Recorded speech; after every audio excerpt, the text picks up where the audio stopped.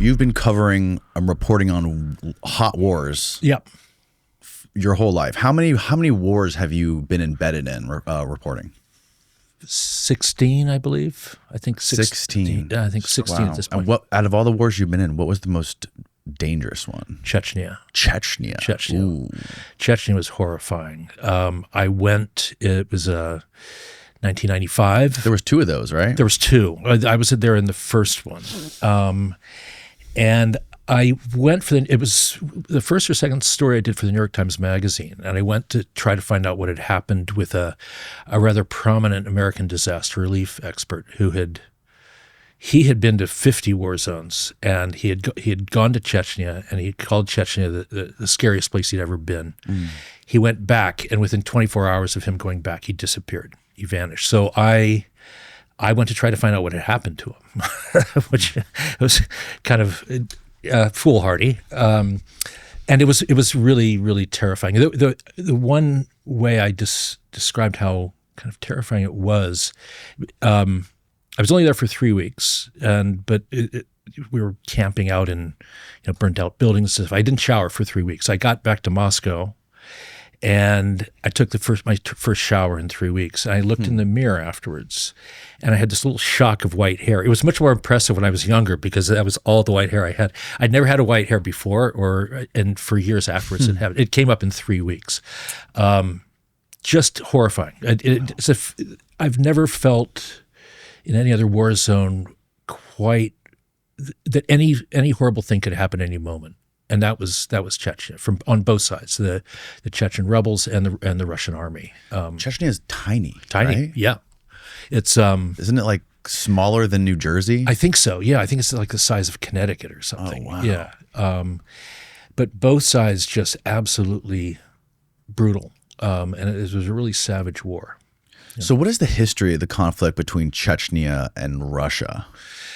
So, Chechnya sits on the northern slopes of the Caucasus Mountains, and they're Muslim. They're darker complected. They're darker skinned than most ethnic Russians. The Tsar had I'm going back to the 1860s. Tolstoy actually fought in Chechnya, under the Tsars, trying to control the Chechens. They've always had a reputation of being incredibly tough. Gangsters. The Chechen mafia really kind of controlled a lot of the organized crime in the Soviet Union, and Russians have always been simultaneously terrified of them and hate them. They've always been treated as second-class citizens, as a lot of the kind of smaller ethnic groups in Russia have been, the Asian groups, the Muslim groups. So when the Soviet Union collapsed, the Chechens thought this was their moment to finally get their independence. And so the Soviet Union, they'd already lost all the republics, the other 14 republics, Latvia, Lithuania, Estonia. And so when Chechnya was trying to break away, this was the first internal rot of Russia itself. And that's when the Russians decided to put a stop to it. And it was a really vicious war. Wow. Yeah, so was it the second time they went to war was when Putin had just gotten to power and they did a false flag on the apartment building? That's right. And yeah, so I actually wrote an article for GQ magazine about the false flag operation of the apartment bombings. And I had another gentleman in here a couple of years ago who was a big reporter during that time over there. His name's David Satter. Oh, yes. I know David Satter. Okay. Yeah. Great guy. Yeah. So you know about the false flag operation. And it's been a while. I'm a little rusty on the whole story, but from what I can recall is they did an investigation and they found out it was actual FSB agents that were there planting the bombs, right? That's right. Yeah. Basically, Putin had so Chechnya had de facto independence at that point. It was right around 2000. Putin came in as Yeltsin's fifth prime minister or something in a year. And right away, these apartment buildings, whole apartment buildings in Moscow started blowing up and collapsed, pancaking and killing scores of people. Putin was a former FSB KGB agent. And what never made any sense, I'm sure David Satter explained this to you, is that what never made any sense is, so it was immediately blamed on the Chechens, and that provoked the Second Chechen War. Putin goes in, he flattens Chechnya. He rides this is a rallying around the flag moment for Russia. He becomes the savior of Russia, and he never looks back. What never made any sense, though, was why the Chechens would have done these apartment bombings. Right. They had independence. They had everything they wanted. Why would they do this? So that's the thing that never made any sense. And the more you kind of delved into it, as I did, as David Satter did, it became very clear that it was an FSB operation. And what was Putin's goal with that? Was he just trying to bring back the Soviet Union? I think he was. I think he first saw this as what he could use to bring the country around him, to establish his own power, and it worked. It worked within a very short time. Yeltsin, who was the president, was out of the picture, and Putin had absolute control, and was very popular in Russia because he was able to crush the Chechens in a way that Yeltsin hadn't been able to. And frankly, he's still very popular for that and for other things he's done. Putin, yeah. Yeah, I find it super difficult to find any sort of figure out, just using the media, what's going on with the Russia-Ukraine thing, right? Because there's so many different lines of thought and there's so many different narratives, and there's so much propaganda on so many sides revolving these wars, all these wars that are happening all over the world. Right. And everyone's got a dog in the fight, and everyone wants to promote some sort of idea on it, or whatever, if it supports their political beliefs or supports their ideology or their religion or whatever it is. So like, it's interesting hearing from someone like you who's like spent a lot of time on the ground doing this stuff. And especially before the rise of like social media, right, and all of this information overload we're dealing with right now. Right. How do you view like the evolution of all of this stuff and like the propaganda that lives around and surrounds these wars? Yeah, no, it's a great question. It has fundamentally changed the way war is covered, because this is not an original thought, but people tend now with social media and with the internet to just go to those sites that reconfirm what they already believe. The Russians are very sophisticated at running false propaganda of what not only what happens in Ukraine, but of what's happening in Russia itself and throughout Eastern Europe. I feel it's become much more difficult to get your voice heard because there's just so many different outlets. There's so much silos of information now. It's also become much more dangerous to do the kind of work I've done in the past because people know where you are all the time. I've known journalists who were targeted to be killed just by people following their cell phone. So it's become much more. I think it's just become much more dangerous. There's not the funding to do this sort. In the past, when I was covering a war, I would go and spend a month on the ground, and I was on somebody's dime, usually the New York Times Magazine. And it's with the collapse of magazines and kind of traditional media, it's more and more difficult to be supported to do that kind of work. I have a friend, and I've told this story ad nauseum, so if you've already heard me say this, I'm sorry. I have a really good friend who was on the podcast before. His name's Jack Murphy, and he wrote a piece on the Ukraine-Russia war about a year and a half ago. Have you heard of it? Have you heard of him? Yes, I've heard of him, but I don't know the piece. He's got the Team House podcast, and he was working on a story basically about how the CIA used a NATO ally intelligence service to conduct sabotage operations inside Russia. And he had over a dozen sources in the intelligence community inside the U.S. To do this article. And he was working with he didn't name the actual publication, but it was like one of the top 3 or 4 publications in the U.S. Worked on it for about a year, maybe more than a year, with an editor at this publication.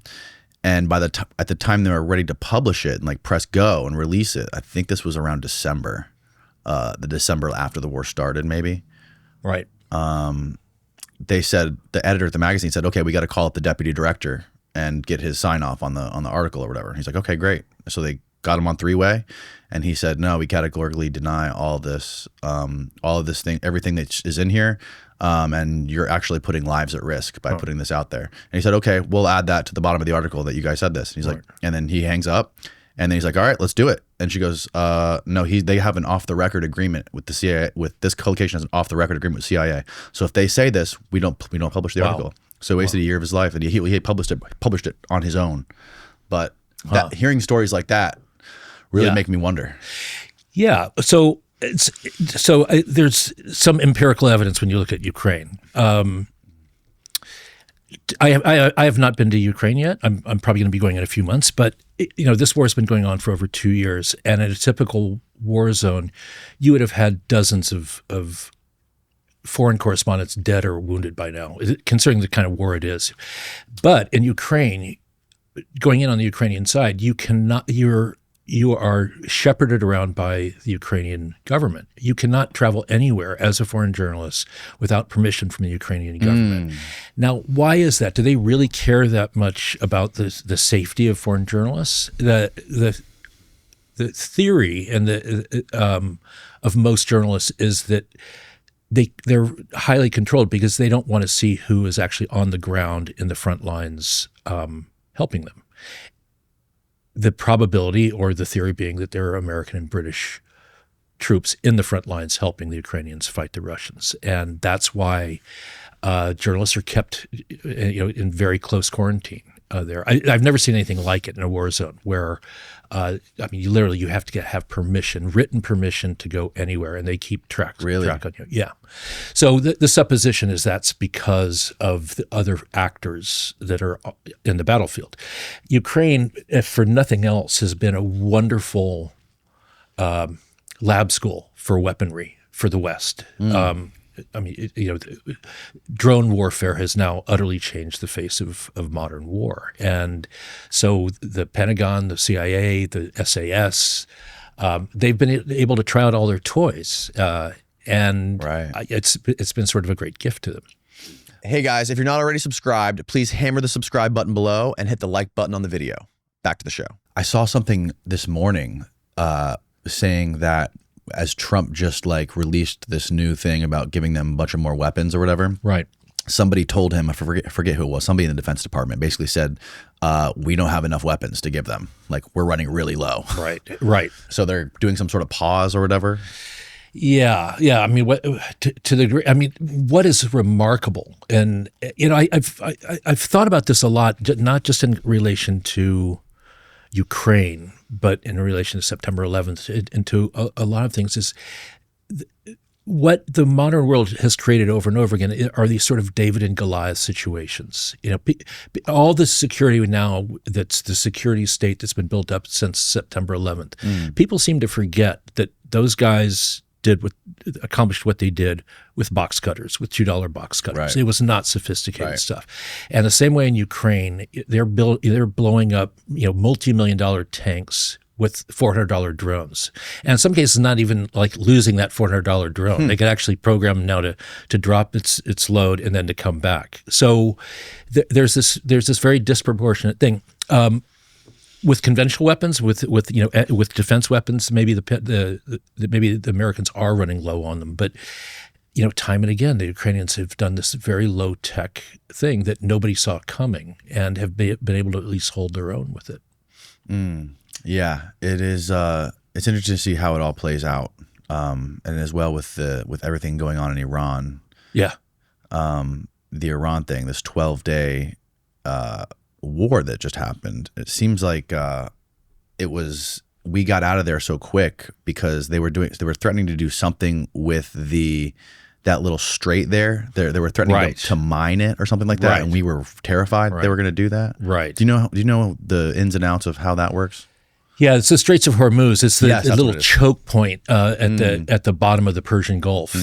I believe it's about 15, 16 miles wide, and all the tankers from Saudi Arabia, from Iraq, from Iran, they all have to go through there.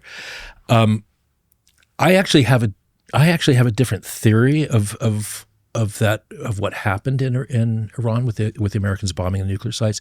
My next book, by the way, it's coming out, is about the Iranian Revolution. Right. So I've been really kind of focused on Iran lately. King of Kings. King of Kings. Yeah. This is coming out in a few weeks, but I've talked to a few people inside Iran who are since the American bombing, people who are on the opposition to the regime, and what almost all of them have said was that this is the greatest gift, the American bombing the nuclear sites, this is the greatest gift to the regime that they've ever had, because now they can tar all the opposition with, oh, if you're against us, then you're lackeys of the Americans. So it plays right into the regime's hands. And so one of the kind of conspiracy theories, and Iranians love conspiracy theories. Oh, do they really? Oh gosh, yeah, they have conspiracy theories about everything. Yeah. I know. What is the sentiment of Iranians towards America? Because I know a lot of them are actually like Israel, which is shocking. Right. Well, there's always been a large Iranian Jewish community that was never kicked out. It's still there. A lot of the prominent Iranian Jews left after when the Shah was overthrown. They're like in Los Angeles and stuff now. But they just love conspiracy theories. Well, and also the Shah was always very close to Israel. And part of that, they're not Arabs, Iranians. They see themselves as apart from the Arab world. And they're also Shia Muslims, which is different from all the Sunni Muslims that kind of control all the other Middle East. So they've always seen themselves as apart. They actually get offended if people think that they're Arabs. They're very proud of the fact that they're not. So there is this kind of natural affinity that they've often have with Israel. But the conspiracy theory is that, or one of the conspiracy theories is that the regime actually, they had a chance to kind of cut a deal with Israel when Israel was bombing them. And they were asked to come to the negotiating table, and they resisted. And then the Americans bombed the nuclear sites. And the conspiracy theory is that that's exactly what they wanted to happen. They knew that they were never going to be able to develop a nuclear weapon, that they'll never be able to get away with it with the West. Who knew? The regime, the Iranian regime. So we'll sacrifice our nuclear program. But in return, now we have America bombing us, killing civilians, and that's a way to rally the country around the flag, which has happened, and to gut our domestic opposition, because now we can say, oh, you're in bed with the Americans. You're supporters of the people who attacked our own country. So the Iranian opposition people I've talked to in the last 2 weeks, they're really despondent over what happened, and they feel that it set the move against the regime back at least 5-10 years. Did you see that interview that the president of Iran did with Tucker Carlson? No, I didn't. I was probably in Turkey when it was like a 30-minute interview. Huh. And it seemed like his sentiment was like, I don't want to fight. Right. It seemed like we don't harbor, like, of course, our slogan is death to America, but everyone needs a slogan. Right. Like, we don't want to fight you guys. Right. Netanyahu's been trying to get you guys to bomb us since the early 90s. Right. Right. And I think it's true. And I've never bought into this idea that the Iranians could develop a nuclear weapon and somehow launch it against Israel or against anybody. I know I was embedded with the Israeli army. I know the kind of spy imagery they have of drones and satellites. The Americans have it too. The minute, the instant, a missile was pushed out into a launch pad in Iran, it would be blown up. The idea that they could somehow bring it out, set it up, launch it, and somehow it hit Israel is just a fantasy. They wouldn't even be able to get it off the ground. They wouldn't even be able to get it off the ground. Oh, wow. No, they wouldn't even be able to get it to the launch pad. It would just, as it's coming out the tunnel. No, it'd be instantaneous. Not just drones. I'm sure there's satellites. Right. Yeah. There's constant satellites and drones. I'll tell you, I was in. It was with the IDF, the Israeli Defense Forces. This was 20 years ago in Gaza, and I was in one of their command centers, and they had drones then looking down at Gaza. I distinctly remember them focusing on a guy who was reading a newspaper on a bench, and they said, so we can tell he's reading a newspaper. The American drones can read the newspaper. And that was 20 years ago. So, the idea that anything can happen in places like Iran without them absolutely knowing is absurd. And I also read that Israel actually published, I think the Israeli government came out recently and said that 60% of their uranium survived the bombings. Right. So what? Right. I mean, I was hearing everything all over the news saying that this was the most successful bombing campaign ever. Right. But 60% survived. Now what? Yeah. I mean, who knows? Who knows? What were you doing in Israel 20 years ago with the IDF? I was reporting. It was actually at a time when, this was even before this was in, God, it was more than 20 years ago. It was 2002. And so it was even before the whole term of embed had come along. Mm-hmm. And I and my photographer I've always worked with we wanted to go on a mission with the IDF into the West Bank. And so we got clearance to do it. And just by chance, while we were there was a huge suicide bombing that killed about 24 people.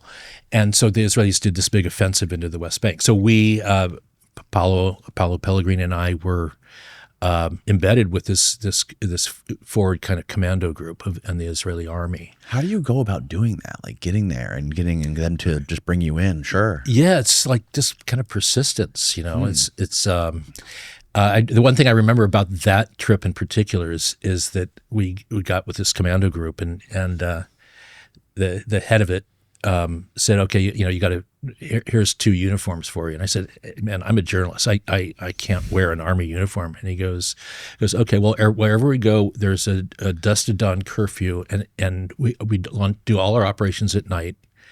And so if you're not in uniform, we're probably going to shoot you. And I went, okay, I'll put on the uniform. Sold, baby. Yeah. So it seems like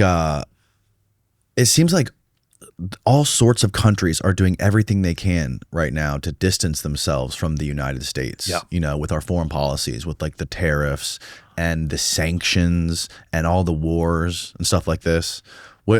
It doesn't seem like sometimes it's hard to, when you're an American and you haven't been to all the places you've been to, right, to give yourself a perspective on what it really means to be an American, right? Like you don't really know that until you've been to some of these places and, right, and had that perspective. And I've been thinking more and more in the recent months, like, is it possible we are the bad guys? We are to huge swaths of the world now. Certainly we are in the Middle East, in the Arab world. I think there's a lot of animosity throughout Latin America because of the immigration policy, and which seems to have kind of a racialist component to it. What I think is kind of remarkable, and I think this is for, if not of resentment, it's of mystification in Europe of, in one area after another, it's almost like America's unilaterally disarming. We're losing our edge in science, mm-hmm, because of cuts. We're losing our edge in technology. This idea that we're going back to coal when, at a time when the world's getting hotter, it seems like by the minute. Even from an economic standpoint, it's obvious that the countries that are going to be at the head of whatever green revolution comes, whatever against climate change, they're going to make out like bandits economically, and the countries that don't have the means or the willingness to try to foster this technology, you're going to be left out in the cold. And it just seems I sense this over and over with Europeans I talk to. It's like, why is America just, in everything you can think of, biomedical research, green technology, scientific research, education, higher graduate school education, that, limiting people coming.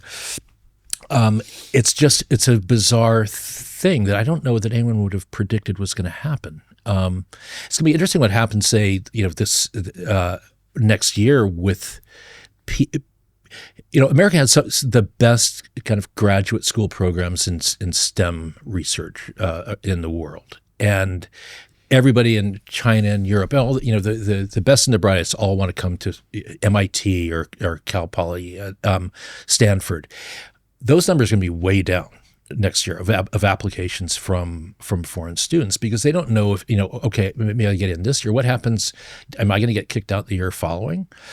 So I think that so much damage has already been done to this. So, in some places, America, yes, to your question, we are seen as the bad guy. And in other parts of the world, I think they just are mystified by what's happening. This, and an isolationism seems to be setting in that's just self-defeating.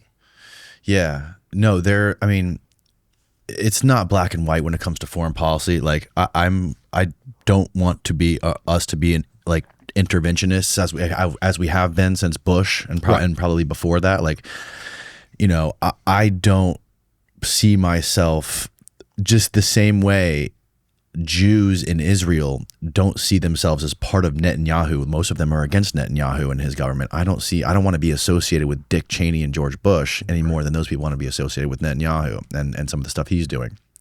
But on the other hand, like, I don't think it's right to be a complete isolationist either. I think you have to be practical with things. But when I say like other countries are kind of like seeing us as the unreasonable ones, when we are intervening in all these wars, stoking all of these conflicts around the world, and at the same time, like as you were just explaining about like some of the domestic stuff that's happening, you have people being deported for protesting this other country in the Middle East, Israel, and they also seem to control a majority of our Congress leaders. Yeah. So like, it's hard to be optimistic about the direction the country's going. And then with like the BRICS and the things like this, and like with putting the sanctions on Russia, and people realizing like, oh, maybe these sanctions aren't, maybe we don't want to be under the thumb of America. Maybe we should start this BRICS alliance, Right. and start to diversify ourselves off of this American imperialism idea. Right. I don't know. It seems like there's a shift happening. It's definitely not, it's not a unipolar America world anymore. No. And it seems like the pendulum is swinging strongly in the other direction. Mm-hmm. No, I think that's right. I think it's very much swinging in the other direction. And the other thing about, you mentioned sanctions. Sanctions very rarely work. What sanctions do is, especially in a dictatorship, which it's almost America almost always uses them only against dictatorships. It just consolidates power in the hands of the dictator. Mm-hmm. It gives them even more control over the society. If you sanction food, if you sanction weaponry, if you sanction medicine, that just then gives the dictator life and death control over the population. Secret police never go hungry. Armies never go hungry. It's the poor people. So, right. Sanctions are just. I've always felt it's just a cheap and easy way of making it look like you're doing something. But in fact, just empower who you're against. Castro was kept in power in Cuba for 50 years by sanctions. If he wouldn't have lasted a decade, if not for American sanctions, American sanctions gave Castro absolute control over that island. Interesting. And it was the best thing that ever happened to him. I'm sure every day he was like, got down. Well, he probably didn't pray, but he was just so thankful that American sanctions. Do you think we knew about this or have learned anything from this? No, because I don't think we've learned anything, because it's a way to look like you're doing something without committing troops on the ground, without going to war. And both Democrat and Republican presidents have done it all the time. Clinton did it with Saddam Hussein in Iraq. People were dying in Saddam Hussein's Iraq because they didn't have insulin to diabetics and stuff because of the American embargo. So you just gave Saddam Hussein, again, life and death control over his people. It hardly ever works. Yeah, the idea of soft power, right? And it's being used in many ways with tariffs and then the sanctions, and then I think they just recently announced they're going to double sanction Russia somehow.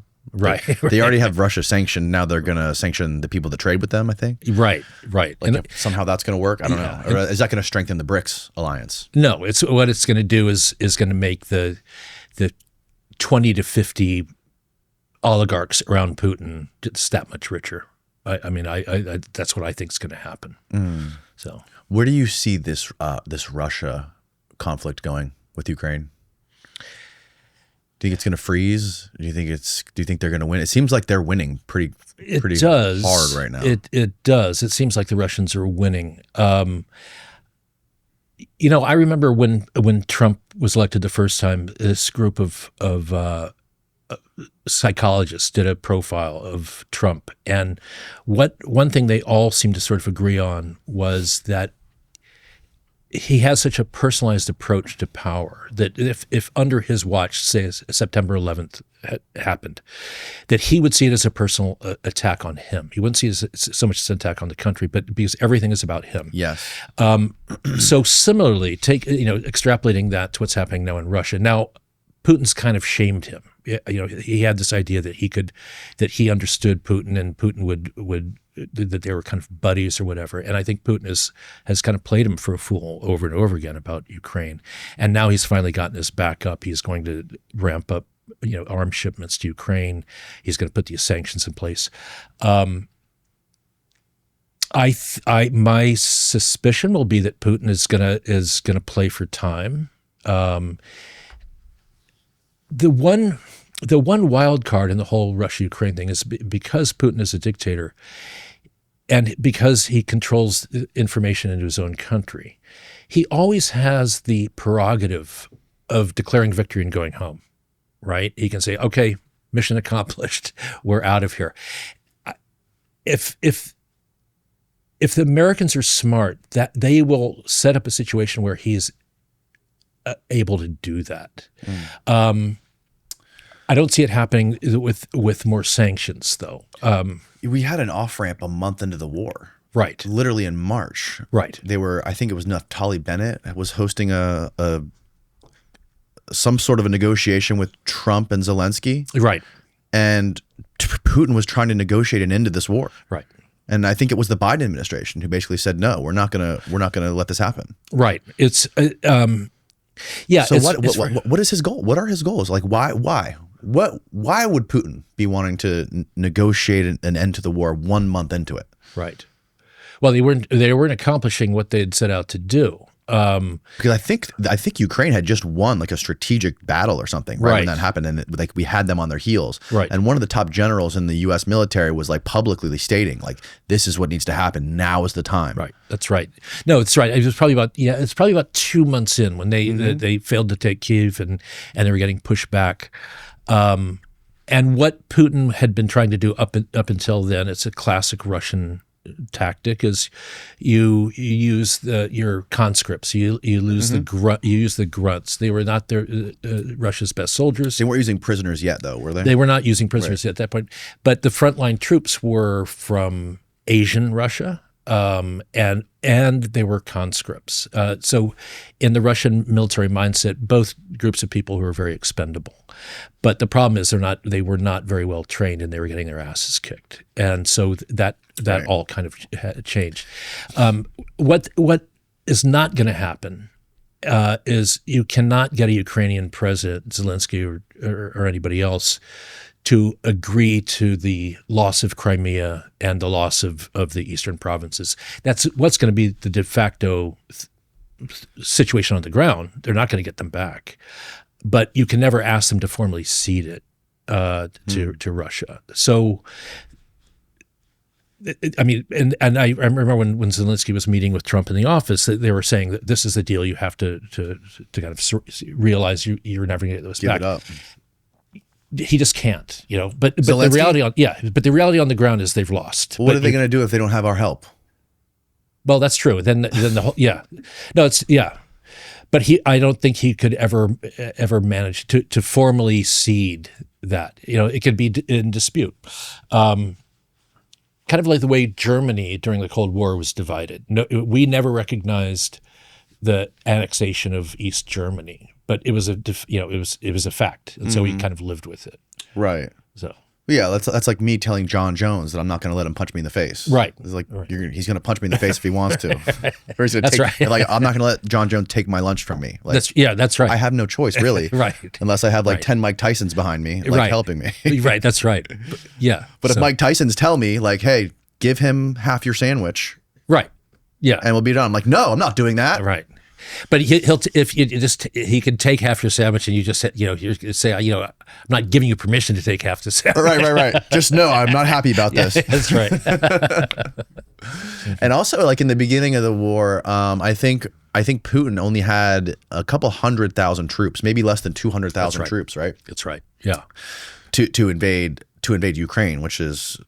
He would at least you would think he would need in the millions, right? If he actually wanted to do something serious, right? And since then he did the July 12th, 2021 essay, right, where he talks about how he was ashamed by the breakup of the Soviet Union, and basically he thought that like the Donbass region and Crimea, needed to be a part of Greater Russia, right? Ukraine needed to let Russia be like an official language. It was a long essay. The sentiment of the essay was not that we want to make Ukraine part of the Soviet Union, essentially. Right. Although he said again and again that he is never NATO. Right. That's no NATO, and that Ukraine is not really a real country. Right. I mean, he said that over and over again. Yeah.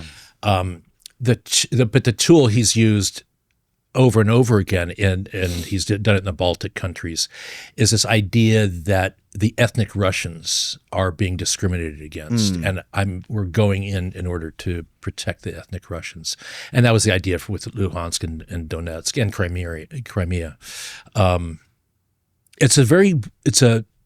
Having seen the Russian army in Chechnya.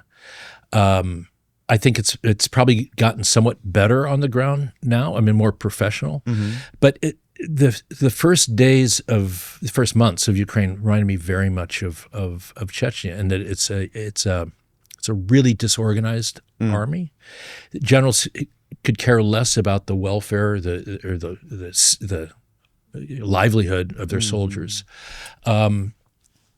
I remember, when I was in Chechnya, in Grozny, the Russians did this. Grozny, the capital of Chechnya, the Russians did this crazy thing of just doing a headlong march into Grozny, and being slaughtered. Something like 600 Russian troops were killed in about 45 minutes. And the next day, the Chechens offered them a temporary ceasefire, so they could come and collect the bodies that were all over the streets of Grozny. Mm-hmm. And the Russians just said no. And it was really interesting to me that this came up again and again with the Chechen rebels that I talked with, is that we are fighting an enemy that doesn't even care about getting back the bodies of their own dead soldiers. And so these bodies were left in the streets to be eaten by dogs, and that's what happened, and that's been happening in Ukraine also. And I've heard this again and again. It's like, how, what kind of army? The American army will suffer casualties. It will lose people to recover the bodies of dead soldiers, and they've done that all through history. But to not even care about collecting the bodies of your own dead is just something that's quite bizarre. But they're brutal. I mean, I've never seen an army quite like it. I would compare the Russian army, and again, I'm talking about the army I've seen, which were not the elite units, but I would compare the Russian army that I've seen in action to sort of a militia, a guerrilla group you'd find in sub-Saharan Africa. Yeah, it's hard to get a grip on what it's really like. Being, especially, I've never been to Russia. I've spent a little time in Europe, but not enough to know anything about like the type of trauma those people have been through. And even Russia, they've been through what, Napoleon, World War II. I'm missing a lot, but they've been through countless atrocities. Yeah. Right. And have their populations been starved and decimated. Yeah. So I can't put myself in the shoes of those people, and I wish I could. It's I actually, on a personal level, I as much as I'm bad mouthing the Russians, I actually like them on a personal level. I think one of the keys to understand about Russia and the Russian psyche is that they're evil. They're caught between East and West. Right. They are European wannabes, and if you look at their leaders through history, they've wanted to be a part of Europe. They've had leaders who kind of consider themselves Europeans, but there's something from the East, and so they're this strange kind of hybrid people, a hybrid culture. And I think that there's a deep-seated inferiority complex as a result in among Russians. Didn't Putin ask Clinton if he would be able to join NATO? Yeah, apparently it was. That's right. I'm trying to remember. Was it Clinton? I think it might have been Clinton. Steve, maybe you can confirm this for us. Yeah, but no. It seems just like it seems like Ukraine specifically has been in just like this tug of war contest between Russia and the West. Right. Going back as since World War II, after World War II, the Cold War, and it seems to me like a reasonable middle ground there would just to leave Ukraine out of NATO. Right? Yeah. Leave a buffer. Right. That's right. Putin says he discussed Russia's possible NATO membership with Bill Clinton. That's what it was. Look at that. Wow. Look at Putin. He looks like skinny there. Yeah, he does. It's before his facelift. And Clinton looks 50 years younger. At least. Maybe 100 years younger. It's funny. What are your thoughts on the possibility of another nuclear war between these two states? Do you think it's likely that nukes ever get used again on this globe? I think it's really likely they're used again, but I don't believe between Russia and America and China. I mean, I think it's if it happens, it's likely to be one of the second tier countries that are kind of off the radar, like Pakistan or India. There's 9 nuclear armed countries. That's right. Israel, France. I think South Africa. Oh no, South Africa gave them up. They gave them up. Yeah. India, Pakistan, North Korea, China, America, Russia. What's the ninth? You said Israel. Yeah. Here we go. United States, China. Oh, UK. Oh, that's right. Yeah, UK. Of course. Yeah. Yeah. I mean, I would. We only have 5,000 nuclear warheads? Yeah, we gave so many up during the SALT talks. That's incredible because we had like upwards of 20,000. Yeah. That's a great thing to see. The fact that we've been able to reduce the nuclear stockpile that much and convince Russia to do the same thing. Right. Well, on record, right? Yeah, on record. Well, I mean, technically, Israel's not even supposed to have nukes, right? But they do. Right. That's right. Yeah.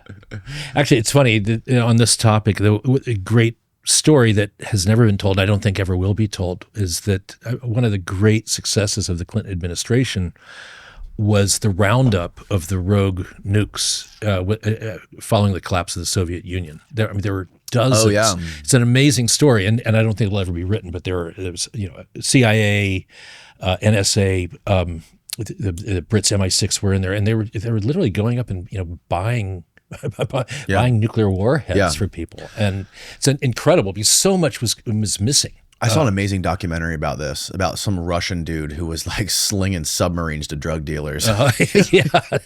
And they were sitting in there's a great, I forget the name of it. Steve, you should probably try to find this documentary, but and there's a scene when they're in Russia and this big Russian dude's in the sauna with these drug dealers, these like cartel guys, and he's like, "You guys want a nuke?"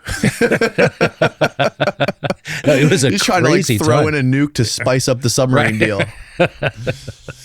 Yeah, no, it's amazing that they managed to corral that. Yeah, yeah. The idea of just like the nuclear deterrence, the idea that all these nations in the world just have a gun pointed at each other's heads. It's just a circle of nations, and everyone's got a gun pointed at the other guy's head. I know. It's and amazing. that we haven't launched anything. Yeah, is fascinating. And then like I had a guy on here the other day who was he's a naval guy who's like a Navy submarine commander, and he was explaining to me how all these submarines, there's thousands and thousands of nuclear submarines littered throughout the oceans at all times, right? Like from every nation that are even circling our coasts, right? Both sides of our coasts, yeah. And each one of these subs have like dozens and dozens of MIRVed ICBMs on them. Yeah, no, it's if you think about it too much, it's pretty terrifying. It really is. Yeah. Just world enders. Yeah, there's just these things that are circulating the oceans and probably in space. That just are could end the world in a matter of seconds. Yeah, minutes. I think it's like 30 minutes. If an ICBM was launched from Pyongyang, it would take 30 minutes for it to hit Washington D.C. Wow. 30 minutes. Yeah. Can you imagine the amount of decisions that have to be made in 30 minutes? Yeah. No, I mean, again, going back to when we were talking about the before, I mean, I gotta believe, and maybe it's just wishful thinking, that with, spy satellites and drone technology, that you see this stuff coming. Submarine, nuclear submarines, maybe not that. But on the ground at least, I mean, I gotta believe that you could see this stuff before it was ever launched. Yeah, I think the satellites, like the SBIRS system that we have, can detect the rocket blast, the burners, burners on the rockets, like the second they launch, right? So like as soon as a rocket launches, we have satellite systems that know that it launches, and we also have interceptor missiles. We have like 44 of them, I think, and they only have 40% accuracy. Oh, yeah, I heard about that. Yeah. So like that's like shooting a bullet out of the sky, right? Shooting a warhead out of the sky with another bullet, with another rocket, which is crazy. Yeah. What could possibly go wrong? Right. But like I think one of the biggest fear, I agree with you. I don't think one of the major nation states would do this. I don't think that Russia, China, or the U.S. or even if Iran had a nuke, I don't think they're suicidal. Right. Because the second you do that, it's all out nuclear war, and you're dead. Yeah. And that's why Russia, I think, and the U.S., we both have the dead man switches. Oh yeah. So if everyone dies in Russia and a nuke, or like if 20 nukes hit Russia and like takes out everybody, there's like a switch. There's sensors that go off that unleashed every single nuke they have back to America. Wow. So even if they're all dead, right, America's done for.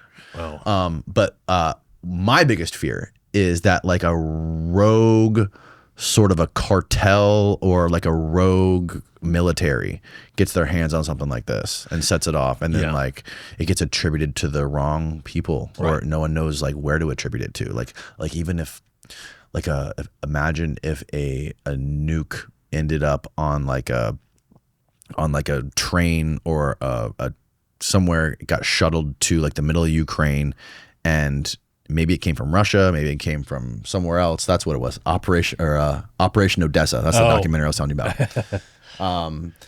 And like maybe it's like a small tactical nuke, or like a suitcase nuke or something like this, and like it was just like a faction of a military, or like ISIS or something like this, and then detonated it. Right. And now all of a sudden the world's on fire, freaking out. Like a nuke went off. How do we know who did this? Do we have to retaliate? And that's what I'm scared of the most.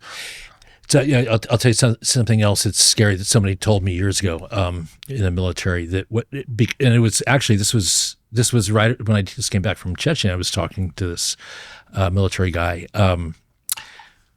There was so much HEU, highly enriched uranium, that was still missing, and what he was worried about was somebody just getting a tin of HEU, just the powder, attaching it to a helium balloon, sending it up, say 2,000 feet over Manhattan, and then having an altimeter bomb that just blows up the balloon. I mean, this is not even a nuke. This is like a dirty bomb. It's a dirty bomb, and then that uranium just spreads over the city, and you're not going to wipe out millions, but you're going to kill thousands, and it'll just be. There's no way to stop it because it's undetectable. Again, it's that low.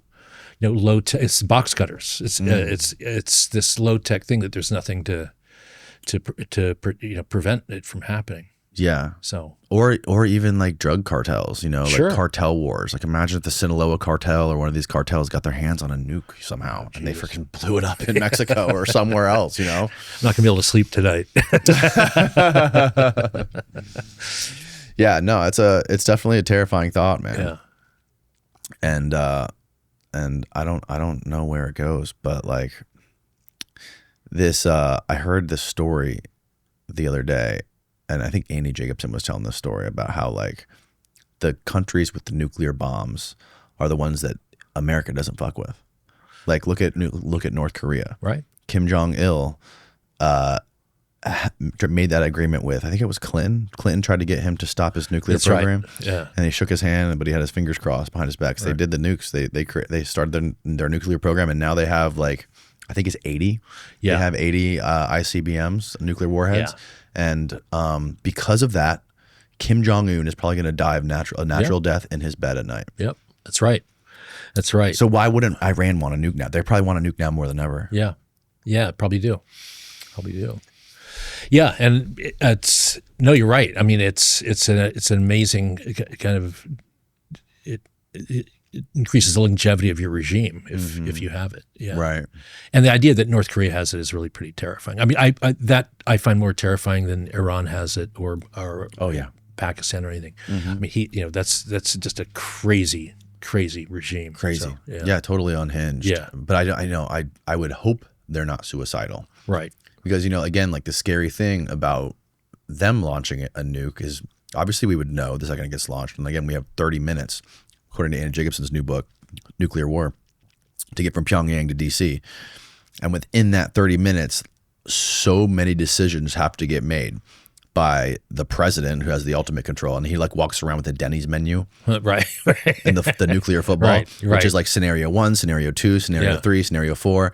And each one of those scenarios has like this key code or whatever, or encryption code that you give to like strategic command. Right. And then they have to, go through all these processes and then like turn the keys to do it. Right.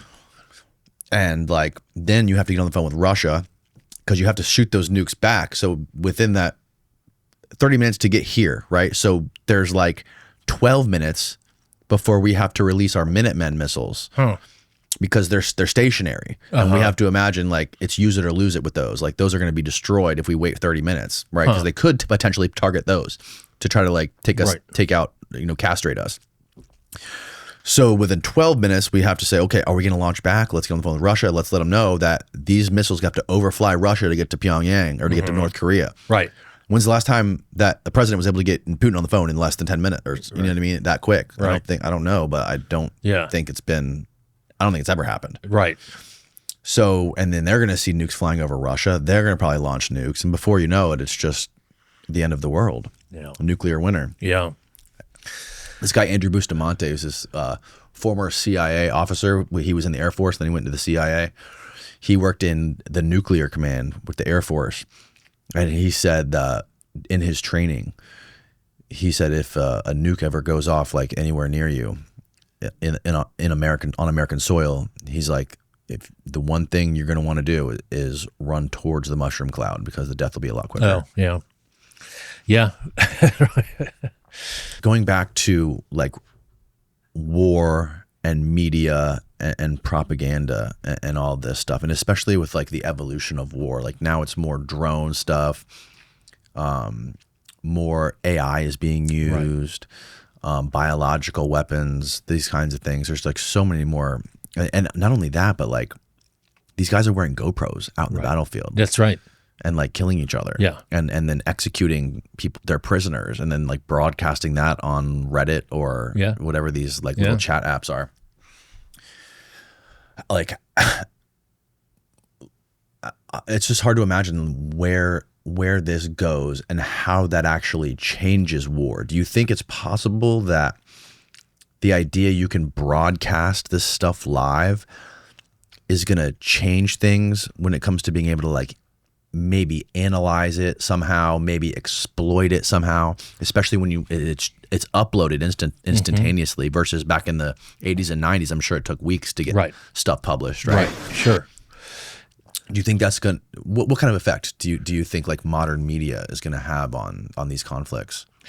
Well, I think increasingly technology is out of mainstream media's hands, right? As you talk about, like GoPro, and that's just somebody he can film himself executing a prisoner, and within a few minutes it's online.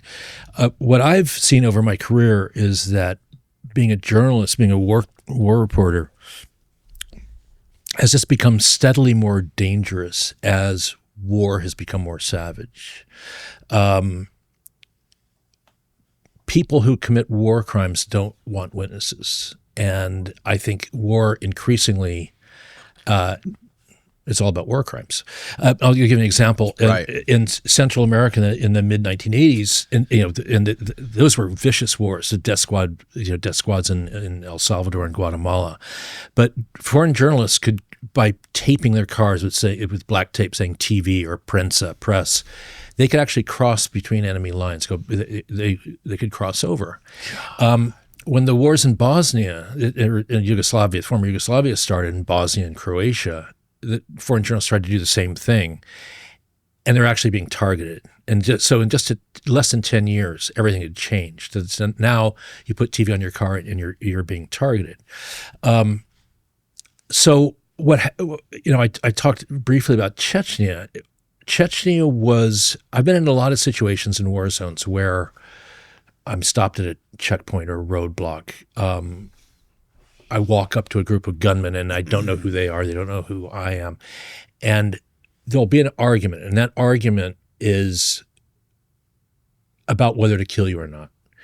Chechnya was the first place I was at where there were several times where I saw that argument going on in a language I didn't speak. And it sounds like maybe a semantic difference, but it's actually a huge difference. The argument is whether there's any reason to let you live. The default position is they're going to kill you.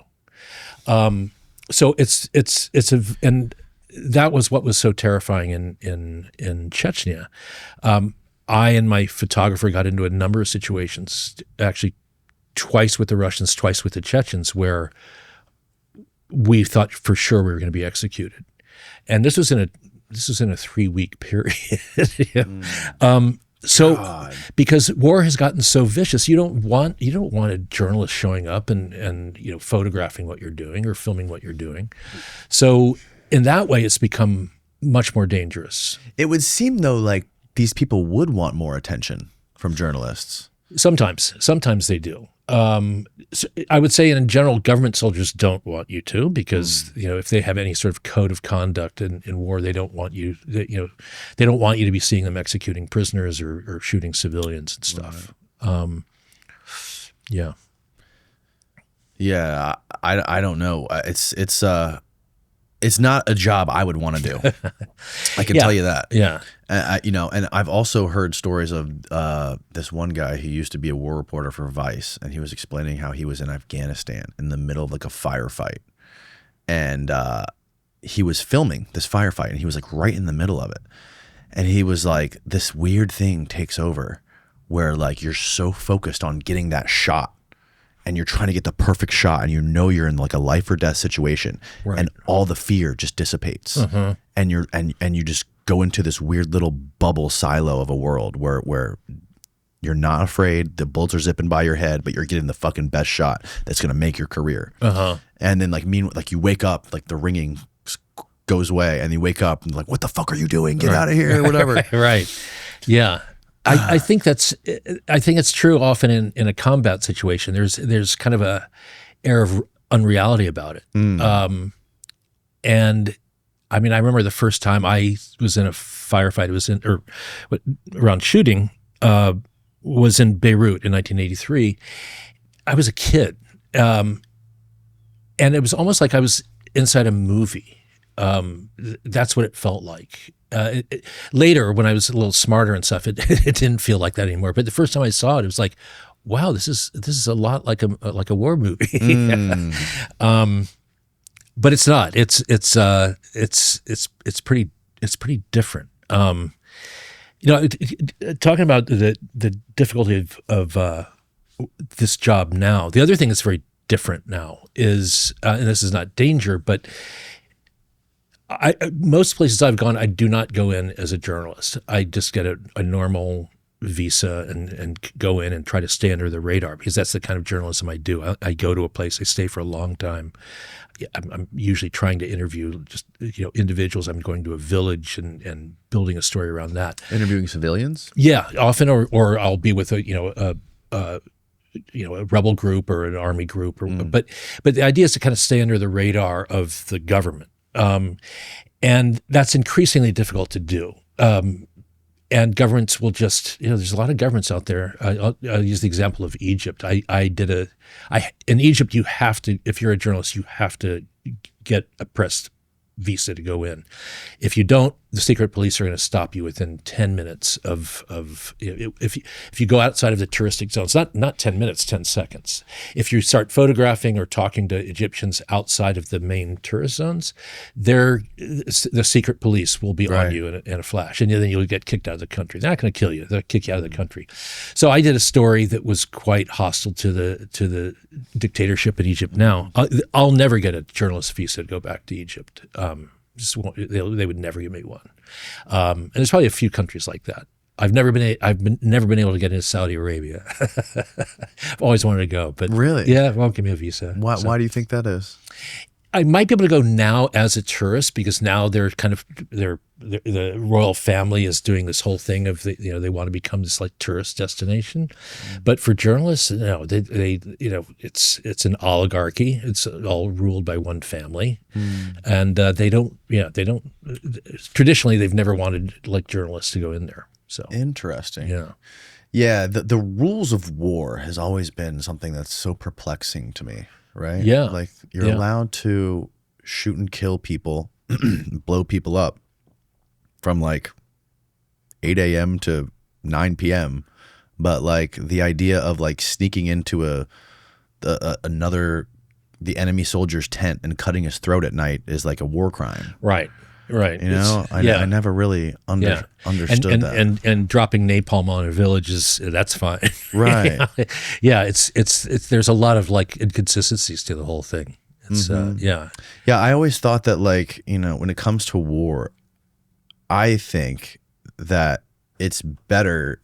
I think the idea of like, the problem is the veil of secrecy, but like covert operations and sending out assassins to take out leaders, right? To slip into their bedrooms at night and cut their throats. You don't have the collateral damage. You don't kill innocent people. You don't have to carpet bomb villages. Right. Right. You can take out these. And the guys that are doing that, they want to do that. Right. These are the guys that are lining up in front of the CIA's deputy director's office saying, "Send me now," like the Billy Waws of the world. Right. And then you don't have to deal with these kids who are like, don't really know what they want to do with their life. Should I go to college? Should I join the Coast Guard? Should I join the Marines? Whatever. And they just like, maybe they have some sort of influence in their life that's pushing them in this direction to do military, and they end up going there, and they're like, their world is just fucking blown out in front of their eyes. They come back and they're dealing with all this trauma and this PTSD when they, it probably wasn't the best idea for them to go out and do that stuff. Right. That's right. So yeah, it's kind of like it's a weird moral thing to say, like, I think it's better to go cut people's throats at night. But like, what's worse, right? Innocent people dying? I don't think so.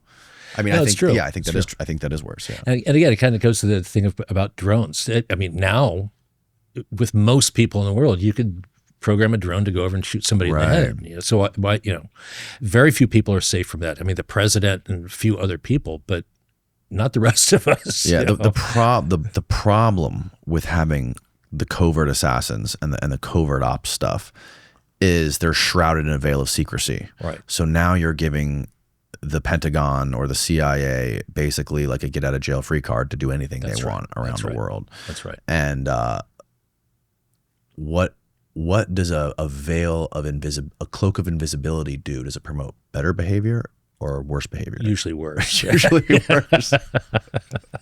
Yeah, on both a national level and a personal level. Right. Right. That's true. Yeah. It's so crazy. And now you have like, oh God, like this Palantir stuff where they're doing these. We just watched a commercial the other day about how they're doing these drone swarms. Oh yeah. And they have these, it's like called spreadsheet warfare apparently, where they have like really cheap drones and they can have thousands of them and they can go swarm a battleship. Right. And like basically destroy all the capabilities of the battleship. Right. Yeah. Yeah. You can't stop them all. Yeah. And, a lot of them can become autonomous too, where like, I don't know if the drone swarms can do this, but like certain drones, if they get disconnected, like the idea is to make them so where they're not dependent on a remote operator, right? So if they get hit by one of these guns, these what are those guns called where you shoot the drones they fall out of the sky because you're like blasting the signal? Oh yeah, jammers, jammers, yeah, the signal jammers. So like they're not affected by signal jammers because the AI basically gives them an objective of what they have to do. This is the Palantir commercial. Yeah. Oh wow, how crazy is that? It looks like a video game. Yeah, it does. It looks totally like Starlings. Yep. Wow. So, yeah, it seems like I would guess with the way technology and AI is evolving and the way Palantir is exploding right now, I imagine like the next 10 years are going to be crazy with the evolution of warfare. Yeah. And we're probably not going to hear as much about it. Right. I would imagine. There's not going to be like, whoa, that was crazy thunder. Yeah, it is. There's not going to be planes dropping missiles as much anymore. It's going to be much more of this like covert style AI autonomous warfare. Yeah. No, I think we're at a new watershed moment when it comes to weaponry, like the machine gun was, in World War I. Right. A machine gun and barbed wire, utterly changed the face of war. And we're clearly at another moment like that. Yeah, DARPA had, they created it, was it the M16 during the Vietnam War? Yeah. Yeah, and some of the stuff that they were working on back then was like 20 years ahead of its time. Yeah. Like some of this, I heard that they were working on stuff like Neuralink in the 90s. Oh, really? Wow. They were trying to work on brain chips to create super soldiers to where they would not fatigue, they would not get hungry, and they wouldn't feel pain. Well, I mean, this isn't a story that's what the Nazis used, right? They used some version of that in World War II. The guys, when they went during the invasion of Russia, they were all like whacked out on they were on Pervitin. Yeah, meth. And I know that in Syria, everyone was taking this drug called Captagon. Captagon is like another version of that. Yeah. That they're actually, the Russians are using Captagon. Yes, yeah, they are. Yeah. And there is allegedly a lot of folks, there's a movement of people who are trying to get ibogaine to the Ukrainian troops. Huh.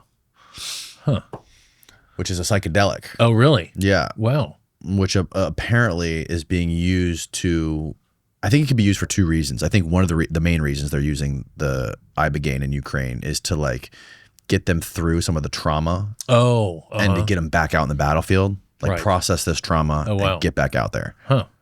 Ukrainian military this is The Intercept. The Ukrainian military is TBIs. Experimenting with psychedelic drug ibogaine to treat traumatic. Oh yeah, and TBIs. Wow. Huh. So, and another thing that DARPA just funded the University of North Carolina to figure out how to take the psychedelic trip out of, I think it's either ibogaine or psilocybin, but they're basically trying to figure out how to use psychedelics for soldiers without having the psychedelic experience. Right. So they can use that to treat stuff like this, like TBIs or PTSD. Right. Yeah. I know they're doing clinical trials with MDMA for PTSD and stuff. Yeah. Oh, I've heard it works great as well as ibogaine. Yeah. But one of the things I also think they're using it for, which is not reported on as much, is to optimize soldiers on the battlefield. Huh. Because when you take psychedelics, it can increase things like visual acuity, Your hearing gets better. Wow. Edge detection gets better. Wow. It does something to the brain. And there's lots of like famous athletes that have famously used psilocybin and stuff during sports, like MMA fighters and Wow. basketball players, I think. So yeah, what is this? Oh yeah, this is a story about removing the hallucinations from psychedelics. So yeah, this is all. Oh, okay. This is what. So DARPA, the solution according to DARPA is to develop down, right there. Develop new drugs that work on the same neurochemical channels as LSD, MDMA, and psilocybin, but won't create visual, auditory, or otherwise delusional hallucinations. Huh. Yeah, you don't want them all like hugging and singing "Kumbaya." Like, why are we here? We need to leave. War is bad. We need to keep fighting. Yeah. That's funny. Yeah, it's crazy, man. I don't know what to think of all this. I don't know what to think of all the just like the companies like DARPA and Palantir. That are also Palantir is like a new AI, and they just got like $800 million a couple weeks ago from the Pentagon. Wow. You know, all that money that's going into this stuff for defense is wild. It really is crazy stuff. I imagine like all of that, you know, the trillions of dollars that have gone missing from the Pentagon budget have probably gone to like covert could be weapons stuff like this, you know? Yeah. Like I wonder what they have that we don't know about. Have you ever seen drugs on the battlefield? Drugs? Yeah, being used on the battlefield? In Chechnya with the Russians. I mean, they were. Oh, they were on the Captagon. They were on Captagon. They were on heroin. I'll tell you, crazy. I mean, and this kind of illustrates just how insane Chechnya was. I was with a Chechen unit, rebel unit, and it's kind of on this elevated farm road near the front lines, and the Russian helicopter gunships were blowing up just wiping out this village about 2 miles away, using what they call Puff the Magic Dragon. It's this grid of bullets it's the size of a soccer field. Really, anything like larger than a worm in the size of a soccer field it disappears. They're just using this against this village, and there was a line of trees, tree line in a field, and then on the other side of that was this farmhouse. And I saw a couple of guys on the tree line, armed, and I asked the commander. I did, something new. I said, "Oh, how long do you keep your guys out there before you rotate them?" And he goes, "Oh, those aren't my guys. Those are Russian soldiers." And we're completely visible on this thing. And it turns out that the farmhouse I was seeing, it was maybe 200 yards away, was a Russian base. The guys were the Russian soldiers in the fire line were waiting to come over to sell their weapons to the rebels. And they didn't know who I was, so they're waiting for me to leave. And they were going to come over and they were going to sell their weapons to the Chechens for heroin or vodka. And the Chechens were going to use those weapons to try to kill them that night. And this was happening all over Chechnya. So you had this bizarre situation of a village 2 miles out is getting wiped out. And here Russians are selling their weapons to the rebels that they're then going to use to kill them. The way you could usually tell in Chechnya what was a Russian checkpoint or a rebel checkpoint was that they both were wearing Russian army uniforms, but the rebels had the better uniforms. They had the ones that were coming right out of the crates because all the best stuff was being sold to the rebels by the Russian soldiers. It was just insane. There's kind of a Mad Max quality to the whole place. I'll tell you, it's kind of not a funny story. I mean, it's a well within the context of Chechnya, it was kind of funny. There was a really notorious Russian fire base that was on the main road, and they were killing people there all the time, and just leaving the bodies in the ditches and stuff. And a Washington Post reporter came through, and a guy named Lee Hochstadter, and they pulled him out of his car, and they put him in the ditch. They're about to shoot him, and his last thought was they're all dressed up like Rambo. They have red bandanas on. They do the bullets around the thing. So his last words that he thought was he said to the guy who was about to shoot him in Russian, I'm personal friends with Sylvester Stallone. So the guy pulled him out of the ditch, and he had to go into the fire basin for the next day and a half, had to make up Sylvester Stallone stories to keep them occupied until they all sort of passed out from like drug-induced comas and stuff, and he was able to leave. Holy shit. Isn't that amazing? I mean, it's kind of funny. But can you imagine if those are your last words on Earth? I'm personal friends with Sylvester Stallone. Let me live. Like, hold on. Put down your weapons. Crazy. Yeah. Oh, man. That really is crazy. Yeah. Man. Hold that thought. I got to take a leak real quick. Yeah. We'll be right back. Okay.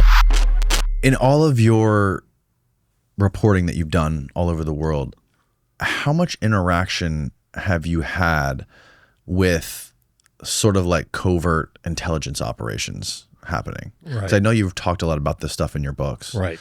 But like how much on the ground interaction have you had with this stuff, if any?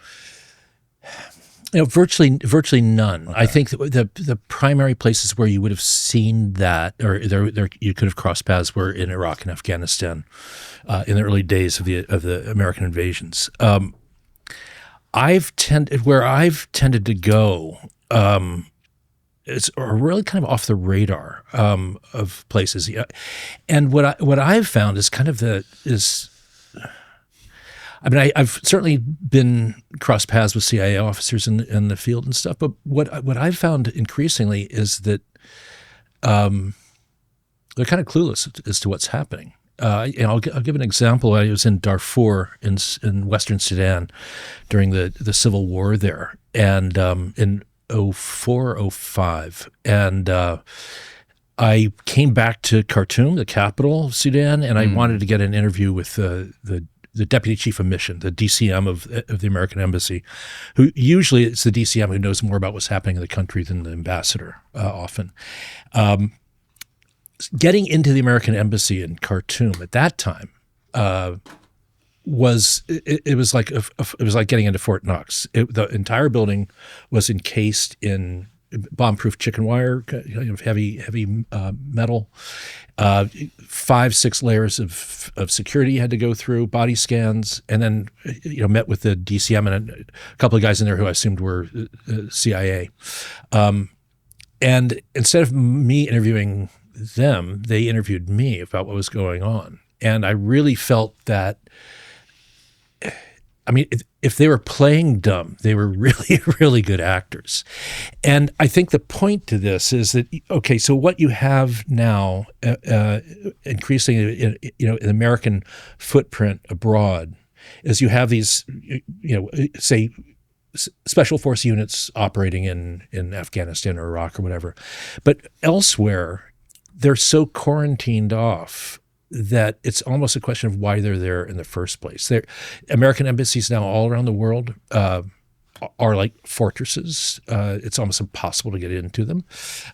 In Sudan, everybody lived on that compound, and if they ever left the compound, if the ambassador was going to go meet the president or whatever, they went in armored convoys. So. What happens again and again is, so Sudan is rated as, at the time, was rated a terrorist populated country. So the embassy people and even the CIA would not leave the compound. So what are they doing there? And so I find over and over again that the American government knows less and less of what's happening around the world. Even I was in Oslo for Norway for the Nobel Peace Prize about 10 years ago, and the American embassy in Norway is like a fortress. Obviously they have more freedom of movement they do in Sudan, but this whole idea of that you have to be so safe that you can't venture out is so. Why are people even there? I mean, that's what I've found over and over again. Yeah, well, I think it's the people. The people are there, like the analysis people, right? The analysts, right? Yeah. There's probably a lot of guys that are on the ground embedded, maybe in the other side. Could be, could be in different places. They're probably not going to be in like actual war zones, right? In most places, like, I'm sure I'm sure we have a lot of foreign agents that are embedded in our intelligence community here in the U.S. that are like trying to spy on things that are being, analysis and intelligence that's coming in the U.S. side, like at Langley or whatever. Right. And I'm sure we have people, in other foreign countries. Yeah. Like possibly Russia. Oh, sure. That are doing the same exact thing. But I heard, I had a former intelligence officer in here the other day, John Kiriakou, and he was saying that the U.S. probably has a few hundred Mossad undeclared agents or officers Right. in the U.S. Undeclared meaning they haven't let anybody know. They're basically like spying. And he says, beyond any shadow of a doubt, the U.S. has 0 undeclared CIA officers in Israel. I'm sure that's true.